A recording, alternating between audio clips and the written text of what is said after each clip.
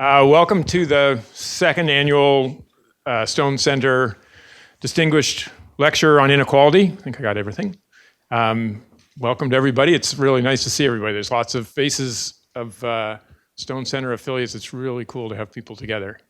I want to start, as we do at UBC, by acknowledging that we're on the traditional unceded ancestral lands of the Musqueam First Nation. Personally, I feel it's important. I really feel that the land acknowledgement is important because if Canada has any hope of ever actually seeing itself as a just nation, we have to find a path to reconciliation with the First Nations, with the Indigenous people of these lands. Making the land acknowledgement is not reconciliation. It's not a task to be checked off on the reconciliation task list, but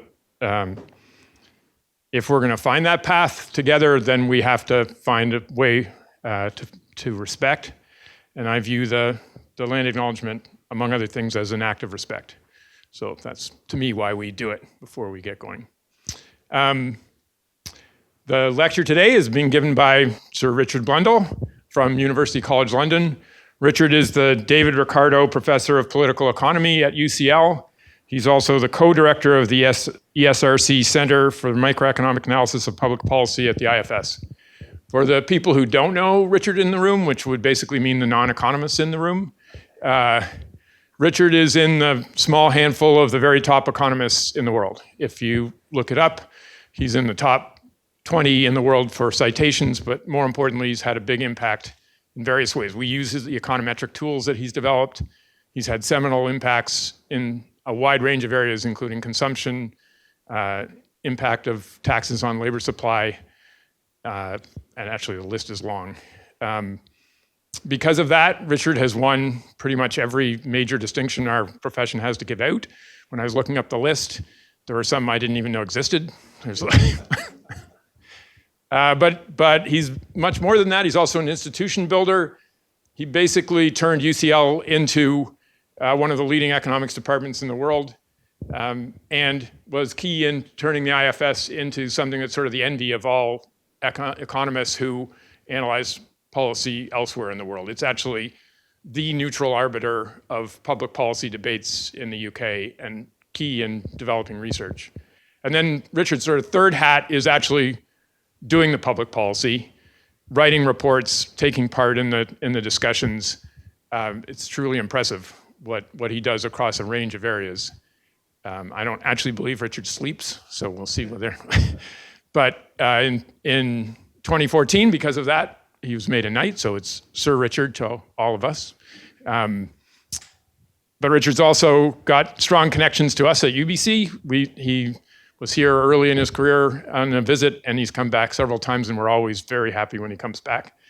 I should have mentioned that one of the things that the IFS has done in terms of public policy is some big studies, one called the Mirrlees Report, which brought together economists from around the world to examine taxes and transfers and optimal ways of creating those. And then more recently, Richard has led the Deaton report on inequality that's, again, brought together people from around the world, and that's what he's going to tell us about today. So without further ado, Richard. Thank you.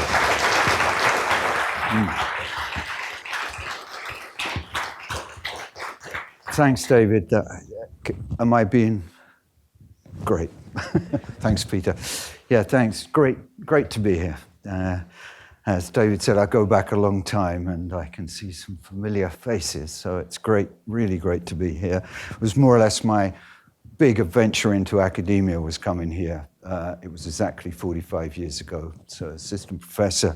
What happens over 45 years is you accumulate a lot of stuff that you mentioned, and I think it just comes with age, David.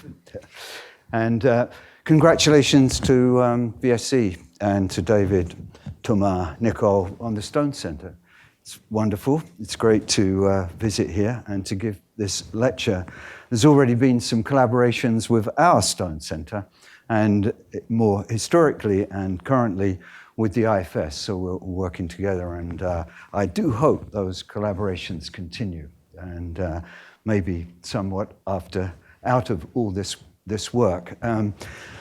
So as David said, I remember the first review, the Merle's review of tax. We were thinking how to bring together all the work we've done at IFS, and we thought, let's get someone in to chair this. Jim Merle's, Nobel Prize winner, and it was great fun. It was great fun up to a point. There's a lot of work. And I remember at the end of it, I said, I'm never going to do this again. It's kind of, I forgot something on the way. So this review is of the same style. And so this is a pretty general talk. There's a lot of material, so I'm just going to touch on bits and dive into some of it. So what's this about? It's a long review. It's an independent review, and in fact, IFS was launched off the back of the Mead Review, which was launched in 1979, so a long time ago, about the taxation of savings, and that started the whole research agenda, if you wanted, IFS, of bringing kind of policy and academic research together. And I joined shortly after that as research director. So I go back there a long time too. And we started this study 6 years ago, as I said, in 2019, which must mean we're wrapping up, which is part of this. It's kind of looking back and wrapping up on this. It's independent of government, and we asked Angus Deaton to chair it. So a kind of independent, powerful thinker. Not always consistent in his views from one meeting to another, so that made it exciting.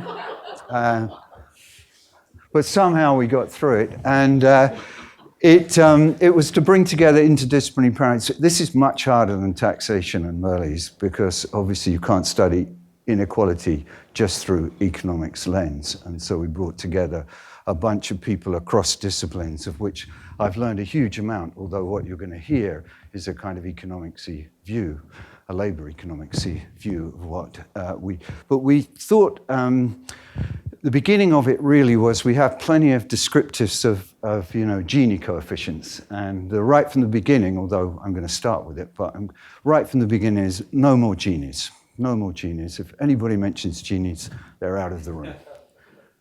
And it's to kind of look at more dimensions of inequality, why people care about them, why they might care about them, and which ones really matter then, and how you might think about addressing the ones that do concern people. And this partly came from my own concerns that income wasn't enough to think about inequality. It came from a kind of labor economics view that, and you'll see it, that in public economics, we kind of think that if you just compensate people with income, they're going to be fine. And I'll show you that on some measures of income inequality, inequality hardly moved over a period of time. But concerns about inequality grew. So something must be going on here. And so the idea really is to dig underneath income inequality and look at all the potential components that might concern people in addition to income and wealth inequality. So that's the idea. So which inequalities matter most? How are they related, and how do they come together? So drivers, and then what's the appropriate mix of policy? So pretty ambitious. It was like all these reviews, UK is the running example. Again, it's quite a good running example, actually, because, as you know, it sits somewhere between Europe and the US. And so you can kind of see different issues that have come about in a broad set of discussions on inequality. But it was comparative as well, and using Europe, other European countries, the US and Canada as comparators. And I'll talk a little bit about that as we're going along. So, but just to go straight in with the Gini, Angus would have walked out by now, by the way. If just going back to pre-COVID days when we started the review, in fact, COVID hadn't happened. And in fact, I remember the meeting in January when COVID was just about to happen, and we realized something was going on. And at the time, COVID was only impacting rich people and rich cities. And I remember we kind of sat around and said, well, maybe concerns about inequality are completely finished. Luckily for the review, 3 months later, all the same gradients had opened up and many of the same issues that underlie inequality anyway. But by European standards, we're quite a high inequality country.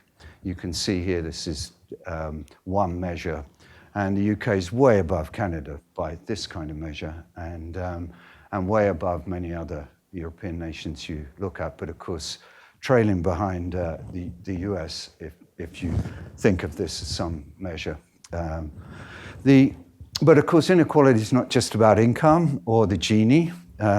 The Italians among you will know that Gini is not to be spoken of in Italy, as he collaborated with Mussolini. I remember starting a discussion of inequality in Italy, and someone comes out, you can't mention Gini. But there's other inequalities that matter: work, wages, productivity, consumption. They're all inequalities, some of them kind of drivers of what's going on, some of them direct concerns. What we realize is people, and economists are a little bit late in the game with this, that people worry about inequalities at work in addition to inequalities about their income. So there are aspects of work that matter, of course, and social mobility and all those things matter here. And we decided that it was important to kind of link this up with kind of history of individuals, where inequality comes from, and political voice, because, and you'll see that here, the places where inequality has got kind of fresh momentum are also the places where political discourse has changed remarkably. And that's true, of course, in the UK. You can trace the Brexit vote, for example, to exactly the places where these kind of sustained inequalities, deep divisions have occurred. And we need to look at inequalities between groups. And I guess the obvious one's gender, ethnicity, and race, but probably the one that is most important in people's mind is geography. So top of the bill in our questionnaire we were talking about that we ran was disparities across regions in opportunity and all this. So regional inequalities are really key. And I guess, again, economists are a little bit late in the game with this, and it's, of course, incredibly important. It's a comparative study, as I said. The panel, I've just put, these slides are there. You can look at them at your, but just to point out, it's not just economists. There's Angus up there, quite a few economists you'll know, but there's Lisa Berkman, who's a health and social and epidemiology professor, expert. Tim Besley, you might think interesting, political economy kind of person. Penny Goldberg, an expert on trade and globalization. Kathleen Kierman is a brilliant sociologist of the family in the UK. Linda Platt is a sociologist largely of ethnicity and race in the UK. Deborah Satz is just the most brilliant philosopher of inequality, and she's been hugely influential on us. And Jean Tirole is Nobel Prize winner, of course, in economics, but just to point out that we were particularly worried about the nature of markets and market power and new technologies. And in the UK, that's pretty obvious because the role of finance and the role of technology is very important in driving very top incomes. And the regulation and the way the market works is of course, key there. So that's important. The way these reviews work, so just to introduce you to them, is that we start by commissioning a set of studies. We kind of just think of a few topics that are going to be key, and then we commission studies. This is what we did in Merley's. It worked extremely well. We kind of pair one or two young researchers of our own students or young researchers, junior researchers, with an international expert and get them to write a review using empirically all the data that we can summon, and that takes about 2 years. So these things were commissioned and done. They result in about 96 papers, and they're all published now, open access. I'm going to focus just on a few things because I can't look at everything. A kind of gender, geography, social mobility, labor markets, and firms. So all the labor economists here will realize that's the kind of key aspects of thinking about labor market inequality. Everything's available online at OUP, and it's online open access. There's a new journal called OUP Open Access Journal, and we were one of the first 2 volumes of that with these, and it looks like that. So these are already done, and I'm going to draw for them. And what we're currently doing is doing the second thing here. It's the final thing, really, in this review, and that's putting an accessible monograph together that's more or less in place. PUP are going to publish it, and it kind of goes through what's happened to inequality, why, and what can be done. And it'll be published in the spring and launched, hopefully, in London and, with any luck, in Washington as well.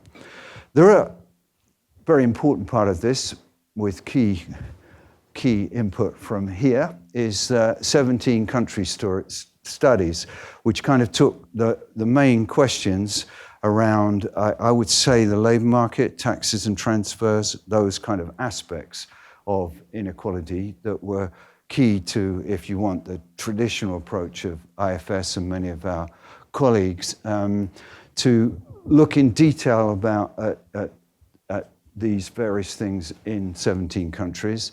And Kelly, David, and Craig did the Canadian one, and that came out a little under a year ago, I think, or about a year ago now. And so that's the kind of background. You can find it all. At the end of the slides, there's a complete list of references as well with the links if you want them. But the way we kind of thought about this was almost in the first discussion we had, inequality's risen, it's not very good, is it? But, it's not so bad. Maybe it's not so bad. I mean, if you're a woman, you probably prefer to be a woman now than you would in the 1970s when inequality was at its lowest. So there's lots of things we can think of are positive trends. And in a way, their education expansion and reduction in gender gap is one of them. And if you look at this from the country studies, it's pretty remarkable. In fact, I had to check with David that I was reading this correctly. It's split into the 17 countries, hopefully, or thereabouts. There may not all be there yet. And what it shows is the ratio of male to female higher education, and just this huge rise in women with degrees from higher education. So it's not quite as rosy as it looks, of course, because there's an issue of what courses, where they end up, and all those things. But as a kind of set of changes, and if you look about it, it's systematic across every single country. There's a rise. And in many countries, this has now gone above 1, and Canada's a leading case. So in recent cohorts, there are more women qualifying with higher education. So that's just us. And more or less all the main statistics I'm going to go through are all in a template across all 17 countries. I'm hardly going to always go back to them, but if you want to look, you can see. And they're kind of interesting. We kind of group them into, UK, US, Canada, Ireland, and then the Northern Europe, Scandinavian style, the Southern group, and the Central European group. And it's kind of interesting where you see this systematic. And in fact, we're even looking at the moment, publishing a paper on convergence. There is some convergence in many of these aspects. But there are lots of long-term challenges. So that's where I'm going to begin going. So if we look at female, for example, employment, there's improvements across most of countries in female employment, but stagnant real earnings and growth in in-work poverty is a common feature across many economies, especially the UK. I'll show you there. And a key point is employment's no longer enough to escape poverty. So in most economies now, we give low-income people who are in work a supplement, a tax credit supplement or an in-work benefit. And in the UK, most families who are recipients stay on this the whole of their working life while they've got children. So it's by no means just something to help you through a bad time. This is helping you through your whole life. And of course, as you'll see, when you ask people, do they like this position they're in, they really don't like this. So they're being kept well above the poverty line, but they're not happy with this. And there's two features of it. One is that they're living off state supplement, and that's something people prefer not to do, interestingly. But more importantly to us, it's just it's a very stagnant way of running your life. So you'll see this, but progression in your life, in work and other things, is a key aspect of life satisfaction for people. They like to see things improving, and for many at the bottom of the distribution, you see no improvement in many aspects, even if they're above poverty line. So that's going to be a theme.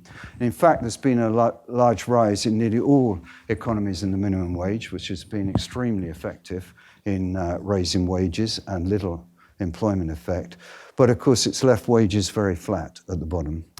And there are some groups, and the UK is a particularly good example of that, which are completely outside the minimum wage. And solo self-employment, to some extent, gig workers, but also cleaners, are completely outside the minimum wage in the UK.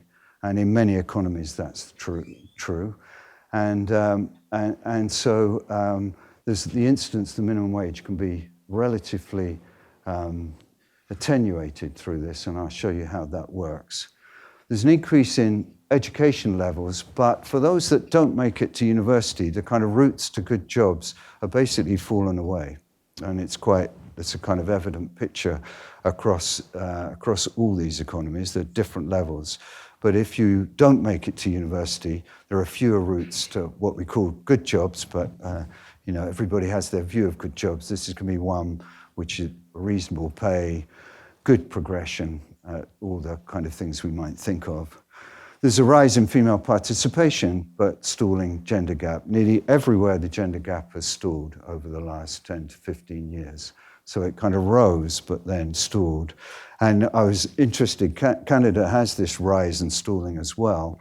It rises to quite a high level, and I think that's largely because of the growth in higher education. Higher education is almost the key driver of progress with the gender gap. And countries that have really moved up have seen that happen. So it's kind of interesting there.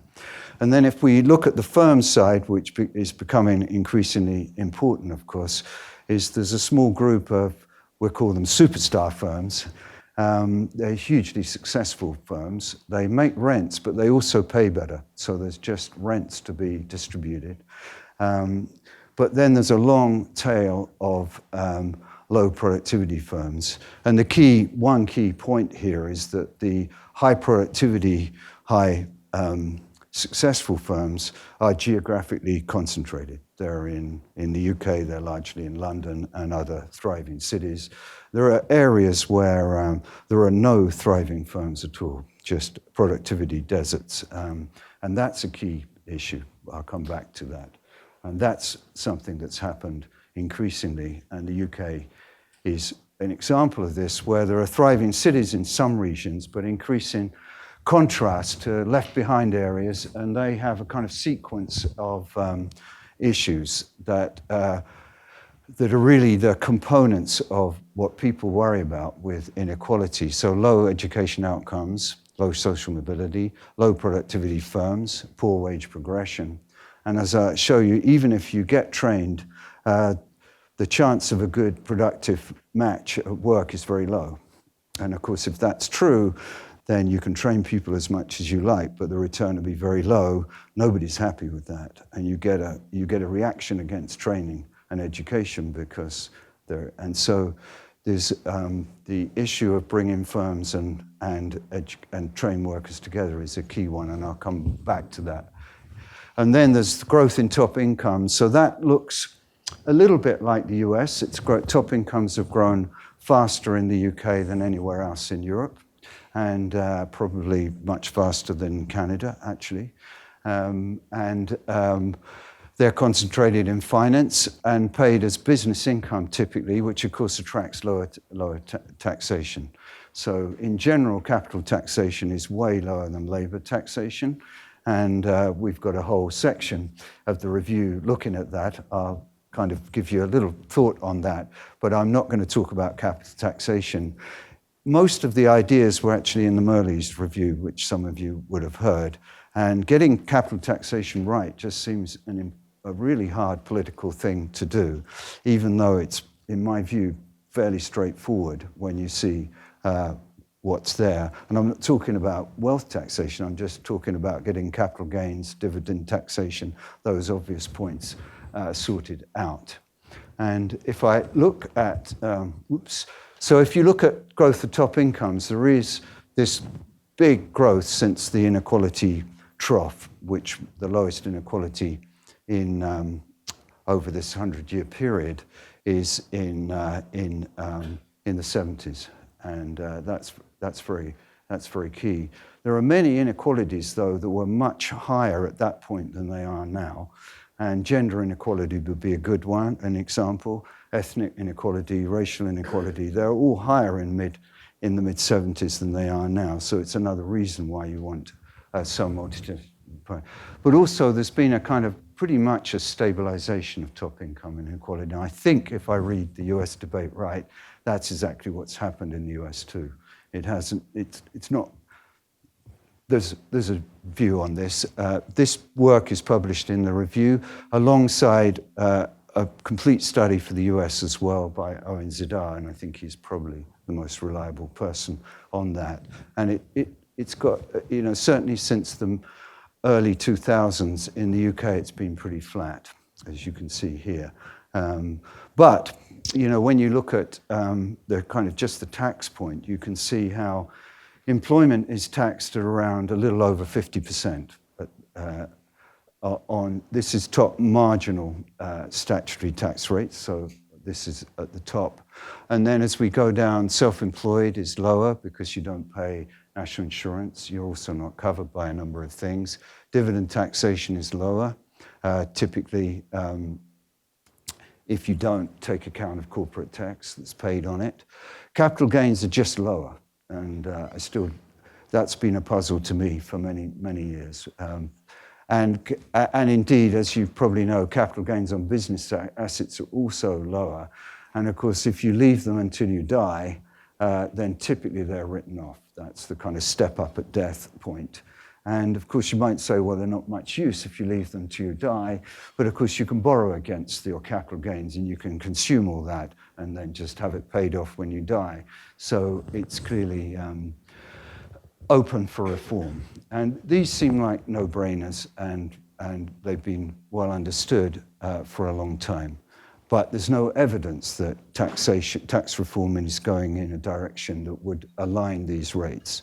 And aligning these rates just looks sensible to me, or more aligned. So I'm not going to spend a huge amount of time on that because I thought it would be, that's just to point out that as you go up the distribution, these types of business income become more important. Naturally, they're small businesses. But if you look at the what happens here is that because there's different tax rates on them, you get incredible shifting of behavior. And that's just an inefficient way of organizing things. And one very nice thing about the review is to look at how changing the tax rates just changes the organizational form of exactly the same venture. So I think these things are of key importance, but I'm not going to spend too much time on them here. What I thought I'd do is dig a bit more into the labor market and working life, and a feature that's always shocks people when they see it. This is the UK. This is 90-10 Gini on household disposable income. And what it says is 90-10, that's the 90-10th difference. And you can see about fourfold, it's quite high. You can see the inequality boom when we went from 3 to 4. As I would say, the UK traveled across the Atlantic to join the US, but the US got away and went even higher. But there's a huge change, and that's to some extent a big change in labor market and return to skills, and I'll come back to that. But that gets baked in, but it stays there in income. And you can see the Gini looks fairly flat too, even though you've got that at the top. And one thing you realize about the Gini, it's not particularly sensitive to right at the top. And so that's why you always want to kind of move away from the Gini and look at percentiles or something like that. But that, if you ask, if you just talk to people, and we have, and I'll show you the results, they don't act as if they think household income inequality has been stable for this period of nearly 30 years. And yet, measurement-wise, it has. And in fact, when I first put this out first, there was a huge uproar. Well, how can you say that, inequalities? Maybe they mean the top, but I'm not sure they do. And that's where they will mean that to some extent. And so if you ask, and we have lots of asking in the review, a whole set of questions. This is just one I picked out, that over this period, and I guess it coincides with the recession here, but it's kind of asking different generations about their concern about inequality. The level is probably a little bit difficult to interpret because it's a kind of ranking. I'll show you the full ranking across differences.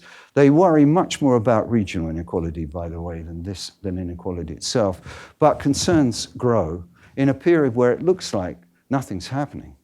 So what could be going on there? And that's kind of where we started. There's these growing concerns. And you can go to any country. The French have a beautiful analysis because there's hugely growing concerns in France. There's no evidence of any increase in income inequality. And so there has to be something going on under there. And here's one way of thinking of it. So we're going to unpack overall inequality in a very simple way. So I'm going to start by going and looking at male earnings. And if you look at this, you see something completely different. I don't think you'd see this in Canada by looking at it. But in the UK, male earnings has just continuously risen inequality over this period, at least until recent. So this is up to just before the COVID in this picture here. But this tells you that across the percentiles of the distribution, this is not panel data or anything, it's not the same people, it's just what's happened to the percentiles. So it's not, it's a descriptive, it's not telling you what happened to individuals here. But it tells you that right at the bottom, if you take the percentiles, there's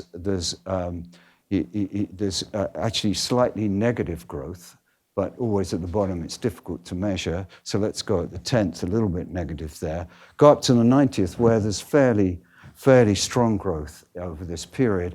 And I haven't put the above the 95th because it would zip off up there. Because right at the top, there's been a huge growth at the 99th percentile, for example. So if I do the 90-10 in male weekly earnings, there's a big change. And so how do you reconcile that with what's going on in total income? Of course, we've got to think about how that... The first thing that kind of interesting is we do have a minimum wage, and it's come in over that period. Nicole, yeah, and it's flat. So at the bottom, you can see there are a variety of things happening here, but the male hourly wages are much flatter. And, you think, well, I'm a labor economist, what could be going on here?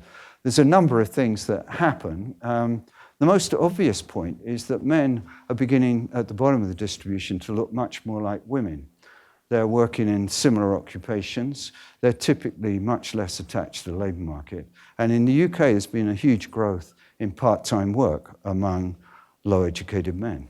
And in fact, here's, if you look at the bottom quintile, this is quintiles of the distribution.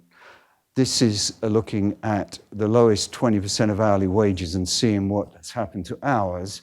And you can see a growth over this period, a fairly strong growth. You can look at it in different ways. But I think the idea, certainly when I first came to UBC, that men in work would do anything but work full-time, was you just didn't think about that when you're writing labour supply models or labour market models. It may not be supply, but it's certainly a part-time work. And so that increase means that even though you've got a rising hourly wage, the impact on earnings is much smaller. And so you can get that picture. You can get a rise in earnings inequality while hourly wages are different. So it depends on the institutional structure of the minimum wage, but many minimum wages are hourly wages, and that's going to be key here.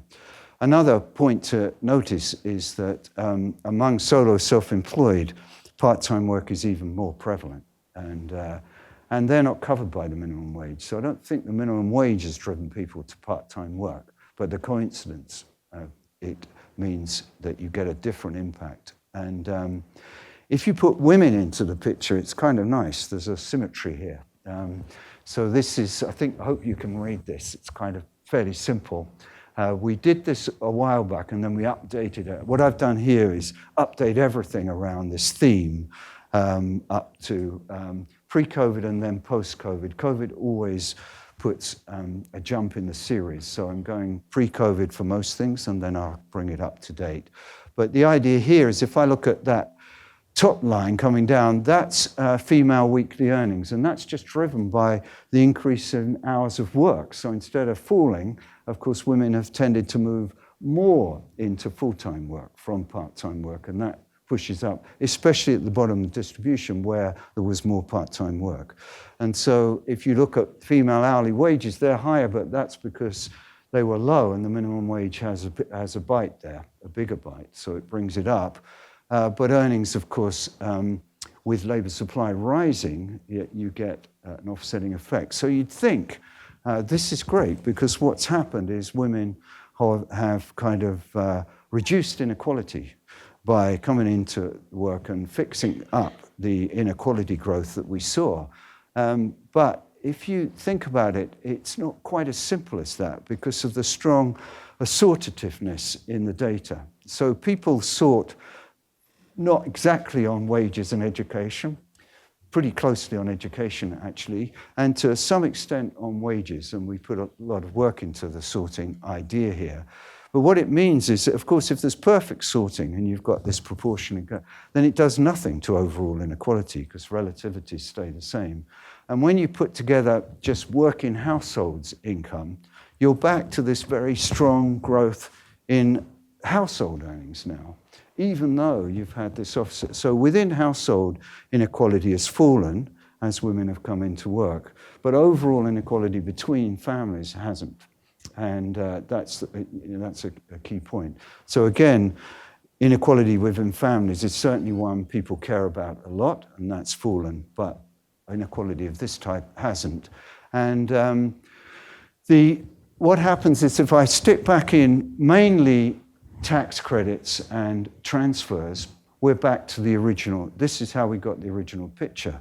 So the gap between the green line and the brown line is redistribution, largely. And so the UK is not famous for doing a huge amount of redistribution, but it does do a huge amount of redistribution because at the bottom earnings are low and we have a lot of in-work support as well as out-of-work support. And that's going to be a key theme.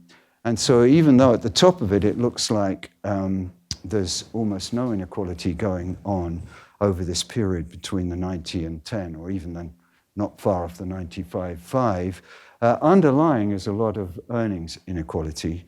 And for men, there's a growth of inequality, earnings inequality. And if you think about some of the concerns, certainly the growth of male earnings inequality is one of the big concerns that people worry about in driving disquiet, political upset. So that's a kind of background that got us thinking, there might be something going on here. And of course, what's happened, as I point out here, recently over the last 5, 6, 7 years in the UK, there's been a kind of retrenchment. That huge expenditure on redistribution through tax credits has been reduced quite strongly, actually, with a replacement in the argument was we're going to replace an increased minimum wage. We're going to replace in-work tax credits by a minimum wage. This is good for your thesis, by the way. That's what you're working on. And so there's an argument. The argument that they were substitutes was very clear. In fact, at the time, we're going to reduce tax credits and increase the minimum wage. The problem is, as we kind of know, is that the minimum wage targets low hourly wages. It doesn't target low earning families particularly well. It's not that it doesn't, but you can see this is just looking at that period just as before COVID, when we had a big increase in the minimum wage. The minimum wage started going to more like regular continental European levels. And where its instance on the net household income distribution is kind of obviously towards the bottom, but not very focused on the bottom. If I look at the wage distribution, it's really focused on the bottom. So it kind of shows you the link. Whereas, of course, a tax credit that tries to support earnings in the families directly looking at earnings. So they don't really cover the same things. And that's an important thing. It's a complement, you could say. But if you think about some groups like solo self-employed that are not covered by the minimum wage, then it becomes an issue. And in fact, I looked at Canada, it's pretty much the same as the UK. I haven't looked at the growth. The UK has just seen a massive growth in solo self-employed. So self-employment has more or less stayed the same, but solo self-employment means you work for yourself, you're more or less contracted out type of worker. This is what Uber drivers were. They've now become somewhere in between solo self-employed and regular workers. We have three grades. We have a solo self-employed, someone called a worker, which is and an employee. And they're treated differently in the tax and benefit system and the minimum wage system, but they become members of subject to minimum wage. But most solo self-employed, which is the large part, that's the little diamond of the group of solo self-employed. So they're a biggish group, they're 10 to 15%, but they're very important at the bottom of the distribution. So that's a key thing. And it is true that the coincidence of the rise of solo self-employment does kind of go along with the trend in minimum wage, although not perfectly. But there could be a kind of movement there, and that's important. So the way I come at this, thinking about where to go with this, is, they've done their job, tax credits and the minimum wage, but they've become almost the only levers in the labour market in addressing inequality. Of course, there are others, there's training and education, but they've been downgraded in a way in replace for this.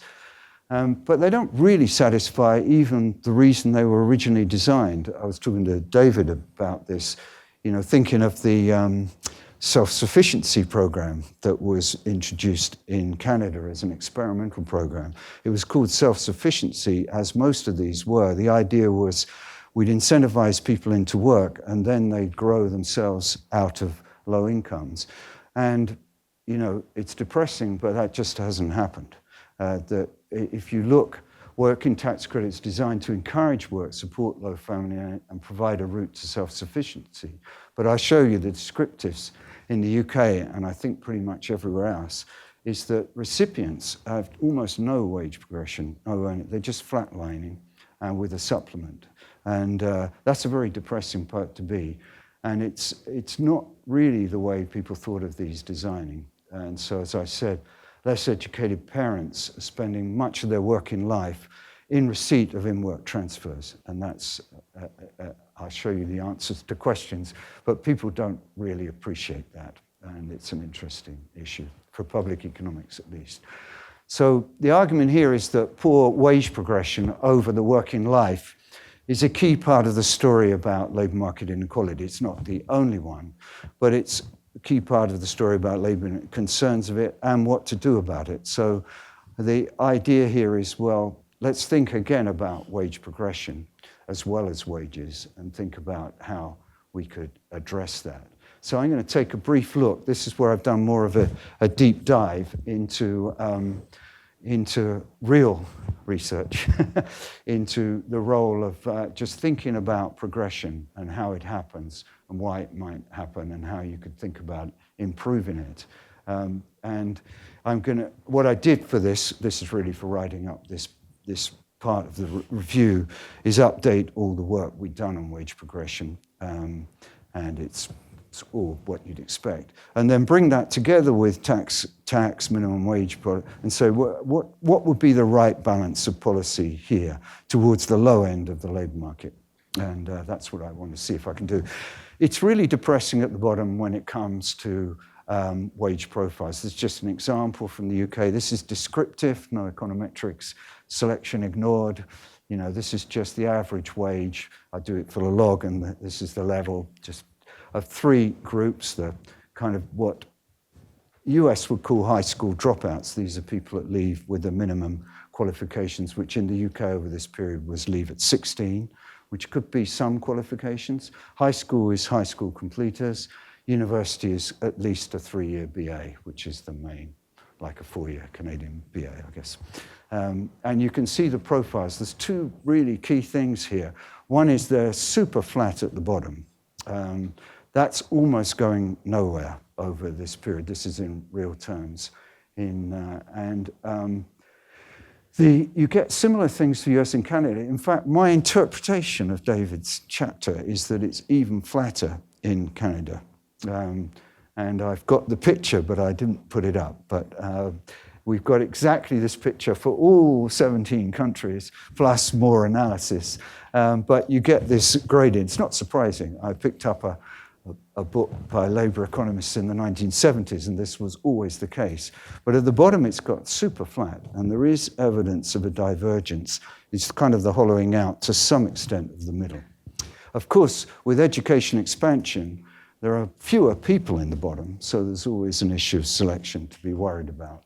And people at the bottom work much less, so you have to worry about selection issues when you think about this.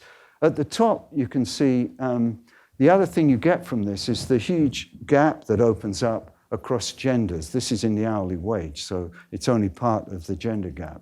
But it's a really important part, and you probably know, and this came out really clearly in the review, especially for the UK, is that once you condition on education, there's no drop in the gender gap over time at all. Education does everything. I think the UK is particularly strong on this point. But you see it in other countries as well. So the kind of route to solving the gender gap has come through education. And it's just an example. There's a very nice paper in the review that just runs through everything. And of course, part of this is exactly what you saw, this gender gap that opens up over people's lives, largely due to the child penalty. And that's true across all of it. And in some ways, it's even more dramatic for the higher educated, because the effect of loss of experience and change in your career is just higher at the top. So if you're worrying about inequality in the gender gap among that group, which we must all worry about, because that's a big loss in productive output, at least in economics terms. And that's a key driver there. One reason you get this, of course, is just labour market attachment. And this has become more important in a way because it's not just women who are less attached to the labour market now, low-educated women, it's low-educated men as well. And so this impact of part-time and lack of experience on progression is really important. This is just an example, just updated from earlier work, but it just points out the UK is the home of part-time work for women, by the way. The UK and Netherlands are too. And I show you it's partly due to the way the tax system works. There's a big incentive for part-time work. And it varies across time, which is really great for econometric work because it gives us a way of identifying the effect of part-time work, and I'll show you how we did that. But what happens here, it's kind of the bottom education group are much less attached. They come out of the labour market at earlier ages, and that's more or less when they get their first child on average. And they jump back. If they're in work, they're very likely to be in part-time work. So that's just giving you a kind of picture. We've got pictures for all the countries in this, and it's a kind of similar story, but with different degrees, but it's important here. And the way the tax and benefit system here, the only person who knows this is Kevin, if he's here, but he's asleep, so there. It's Sorry about that, Kevin. You've got a big job here.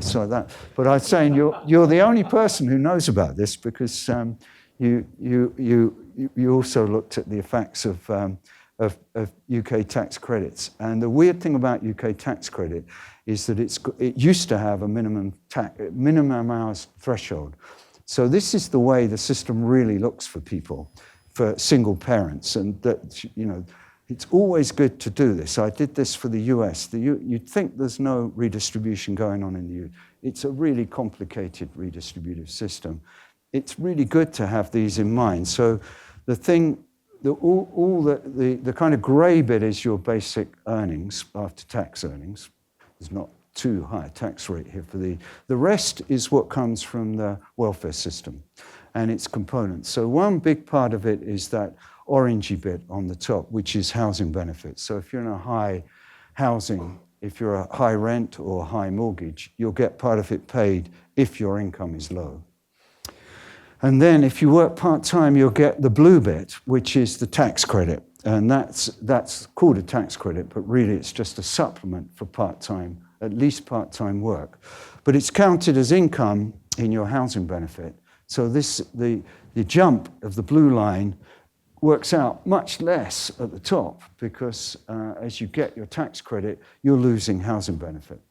And you can see another little jump up at 30. That was because of concerns about full-time work.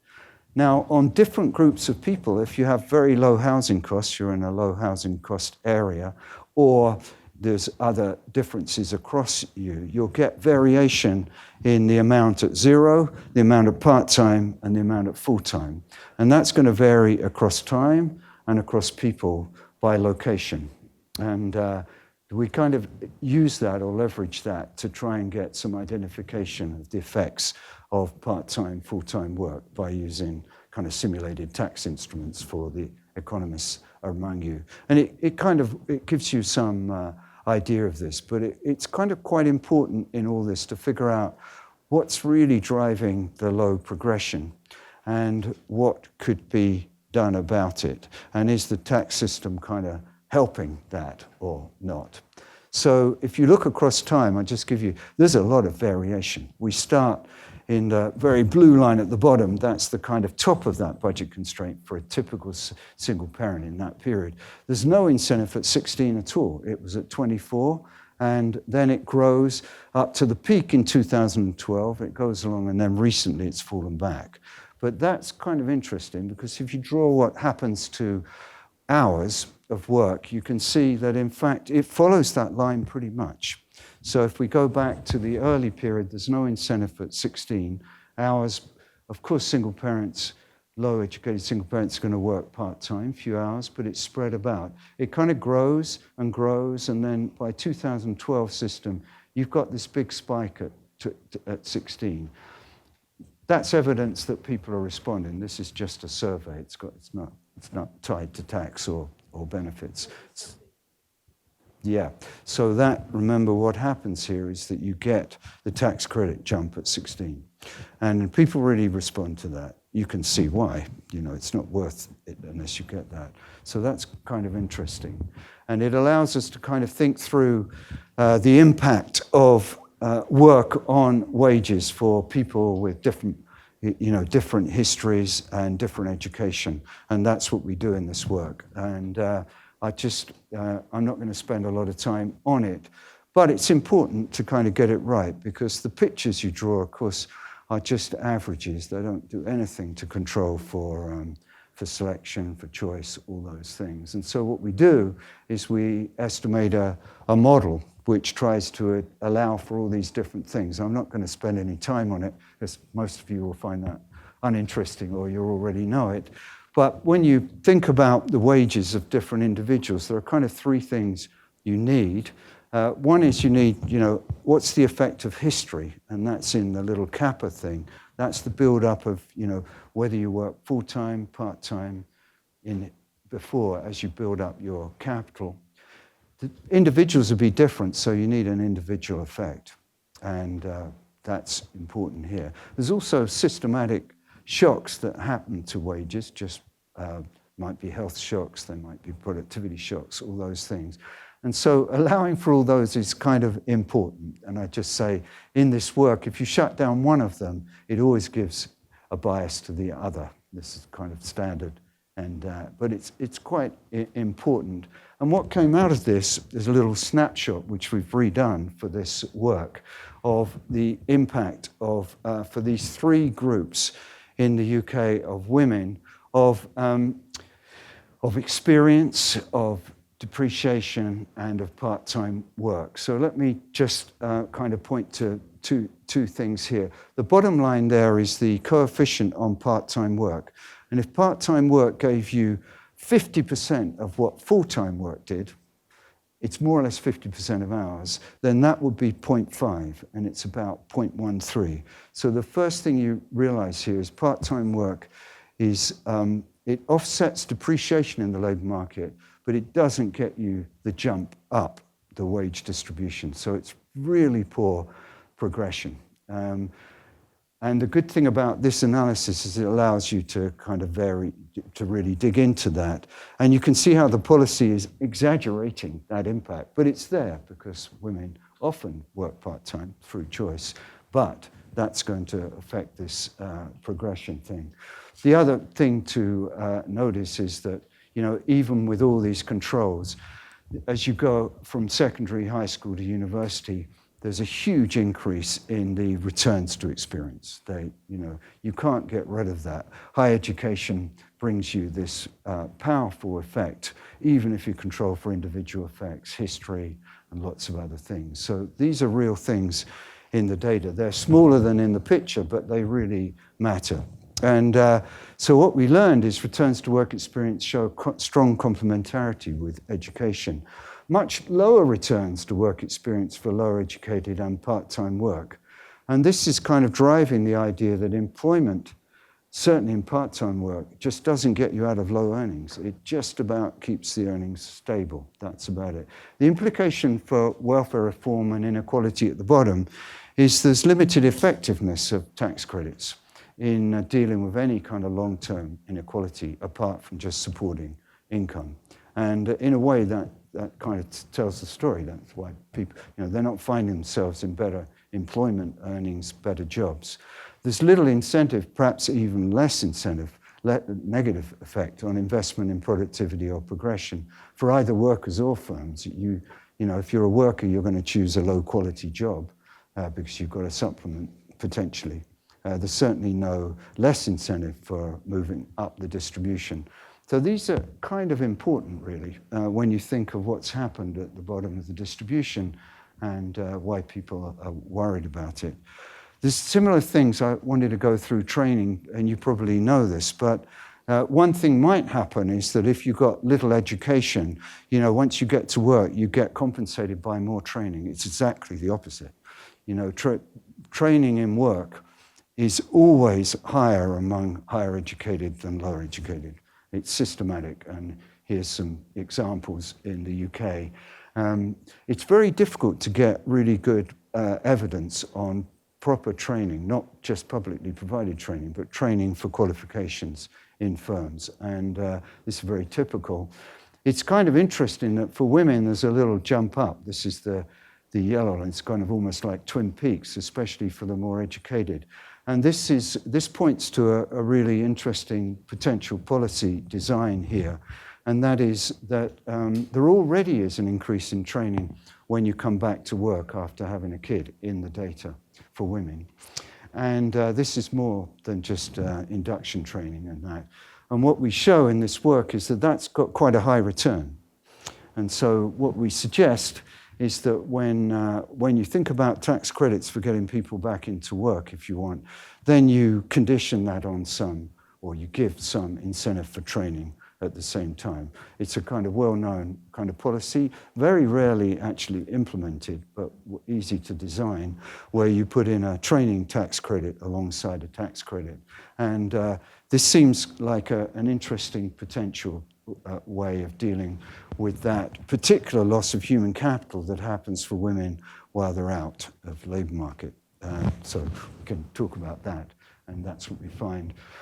So that's one little side of it. And then the last thing to go through the detail. This is just a deep dive, but do firms matter? Does it matter where you are? And this is kind of going to end up, as you can imagine, in the kind of regional and productivity part of the discussion, which is going to be key for thinking about why things have happened and how we might address them. So what we do is, again, you know, it's kind of a complicated thing to do, to match firms and workers together and find out what they're doing. But what we look at is, for the low educated, what is it that really drives progression? Can we find anything? And the surprise thing is the role of social skills. That is teamwork, coordination, your ability to spot errors, to work with people. These are things that we normally think of as almost management skills, but these are important skills across the distribution. And there's a lot of work on how they're the key skills now for higher educated workers. You know, coding is out because AI can do it, but if you can code and interpret what's going on and communicate it like all good economists can do, then you're in luck. And in fact, that's largely true. What was surprising is it happens at the bottom of the distribution, but it doesn't take long to realize that if you're a low educated, you may have probably a lower share of cognitive ability, and in fact the evidence is that's largely true. But you can have quite a high share of social skills, and so you can be a very helpful person in a team, even if you're not at the top of the cognitive input into that team. And you see this in hospitals, you see this in the workplace. I see it at IFS, and that's important. And the key thing is that's where we found more experience, but also more training and longer tenures in good firms. And the kind of social skill measures, I've got a lot of detail because I think it's quite important, is just how we measure them. And I won't go into them, but there are things around, they're fairly difficult to measure. And so at the moment, we have little accreditation system for social skills. But in fact, they're being developed, and that's exactly what management schools do. So there's a lot of work, especially by Google, in fact, to work on how you measure and accredit these kind of social skill tasks among workers. Of course, cognitive skills matter. That always comes in, but these are important. And just to give you an idea of where we learnt this, is we just took all low-educated workers and we drew that picture of progression over their lifetime, which is horrible. Remember, it's very flat. And we look for anything systematic, so this is just a machine learning approach, anything systematic that could drive higher progression. And social skills was the thing. And this is for low-educated workers. The red line are the top tercile of social skills. In fact, it's not social skills themselves, it's being in an occupation where social skills are required. And so again, you know, to learn about social skills and to get any return from those kind of skills, it's like what I said before, you've got to be in the right firm. If you're in a warehouse, social skills are irrelevant. And in many areas, in fact, people work in that kind of environment. So even if they were high social skills, it won't be revealed and they won't get a return. And that's a kind of key idea here. We put this through the same model, and all I say is that progression that comes out, you can't even see this, apologies, is very robust. It's robust to worker firm effects and lots of other effects. The other kind of key point here, which is kind of obvious when you think about it, is these returns only ever come in any large way if you're working in a firm with a high share of high-educated co-workers. And of course, to make teamwork work, you've got to be working with somebody.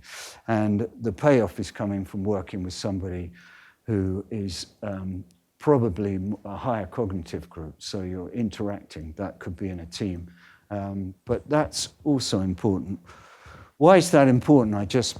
The little takeaways here. Sorry, that's a deep dive, but I'm writing this up, so I'm imposing it on you. But, you know, what do you get from this progression analysis? Well, little overall earnings progression, which we saw, that's pretty key in all of this labor market inequality.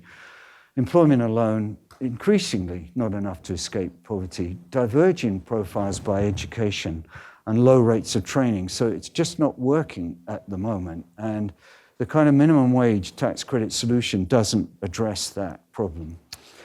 But you find significant returns for firm-based qualification training, and cognitive skills matter, but these social skills deliver improved progression, but especially in firms with a large share of high-educated workers.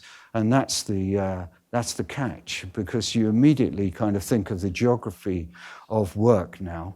And if I take you to the kind of last point of the lecture-ish, sorry, I've gone on too long, I'm sure, but is the kind of strong regional disparities in education in the UK. But it's true everywhere, but the UK is kind of quite exceptional on this, and David and I have been working on this quite a bit. I've highlighted a few times. This is England and Wales, so you notice we've cut off Scotland, and there's no Northern Ireland, but broadly the same points. The data we're using is on all pupils. We have all pupils now connected, but only for England. So that's this. But the deep green is where the share of population who have post-A-level qualifications, in other words, college, university qualifications. And you can see it's really high green down in London and the southeast. Very, very light green, under 25%, which is incredibly low now, given that at least half of a cohort is going through higher education.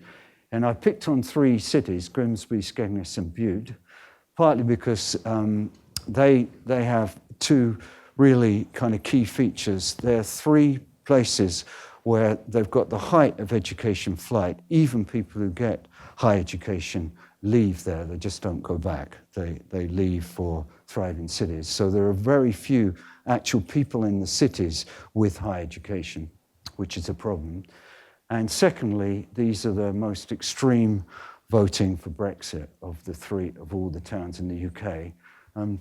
Third, I guess you could say they're the ones who switch from always voting Labour to voting Reform or UKIP. So they're part of the impact of this kind of regional differences on a number of aspects of inequality that are quite important.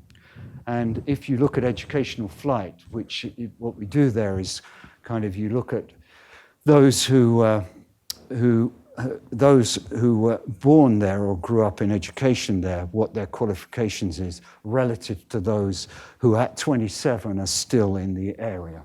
And you see the places where there's most flight out is, again, the Grimsbys, the Skegness, and Bude.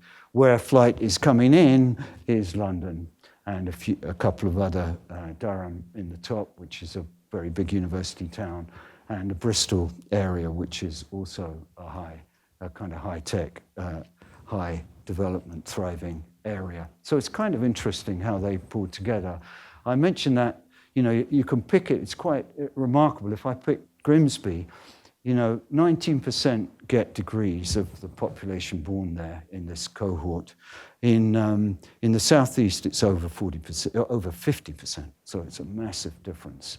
And the share of those who are left is 12%. So there's only kind of 12% left in the active economy in that cohort who have higher degrees. And if you think of the importance of higher degrees in just the governance, in teaching, in all those things, it's these areas, if you look at the education report, they're the areas where it's very likely you'll be taught as a school child by someone who's not an expert in the discipline you're being taught in. So it's, there's huge issues when you get this kind of education flight. And to just this productivity point, the productivity is very, very high among the top group of firms, but most firms have had this very flatlining productivity, and they're very geographically concentrated. This is, again, something that David and I have been looking at a little bit. But it kind of means that you've got these areas where there's low education and almost no thriving firms. And so the chance of finding a good match in a vast area is very low. And that's a bad equilibrium to be in, and it's very important. And if you look at what, again, this is some of these questions we ask about, what do you really care about? And right at the top, almost independent of what political persuasion you are, regional, between more and less deprived area is the thing that people most care about. It's kind of interesting. And this is just, there's lots of analysis of this kind of thing in the review, but I found it quite interesting that this thing that we used to spend less time worrying about in economics, but we should now worry about. And it's kind of important when you're thinking of designing a balanced policy mix, which I've tried to do in this work, just on this little part of labour market inequality. Thinking about what we have within work transfers and tax credits, they kind of do their job. They increase employment, they target low earnings, but they do little for pay and progression. Minimum wages do their job. They've raised hourly wages, a little bit less well targeted, and little incentive for progression. So if you think about, the pay part of things, this kind of, or earnings part of things, this kind of works. But in terms of getting somewhere, they don't. And so taking policy beyond tax credits and the minimum wage, which is the kind of theme of this part, is really, I've split it into kind of 5 parts of policy. I'm not going to spend a lot of time on it, although there's a lot in the paper. First is, how do we think about training and technology? And the kind of initial point is that you can train people, but if they don't match with a good firm, that's not going to be very successful. And good firms don't enter places that have low levels of higher education. So it's a kind of prerequisite. I think we wrote a paper on this, David, that, when you get education expansion, firms move in and higher technology is adopted. But if you have a case where there's very little higher education among the population, you're very unlikely to get high productive firms moving in. And if the firms are not moving in, which are employing a set of high educated workers, then these good matches, especially when you think of social skills, just not going to happen. So that's a bad place to be. So there's a lot of work on how you think about that. But they do force you to bring that side of things together with productivity and place-based policies, because you want to attract the right firms in. It's a hard problem, but there's a lot of work in the review on exactly what place-based policies kind of work, but you don't want to attract just any firm. You want firms that can provide this complementary type of employment that can complement those who are already in the area, not just among those who don't take higher education, but those that do, and kind of reverse education flight. I remember talking about reversing education flight, and there's a barrage of hate against me, because the idea was education flight is the most successful social mobility thing that's ever happened in the UK, which is true. So people who leave poor areas for London do very well. But you have to realize what, if that happens in large scale, what it does to the previous city or community. And so that's the kind of key there. And then with gender gap, I think there's something to be done for not just encouraging work, but encouraging human capital investment at the right time. So you kind of don't want to encourage women necessarily to be kind of spending all their time in work when they have young children. That may not be optimal. Well, an alternative is to replace the lost human capital when they come back into work. This is kind of obvious in a way, but there's not much of a policy debate around that, and I think it's kind of key. So that's one thing we've been doing there.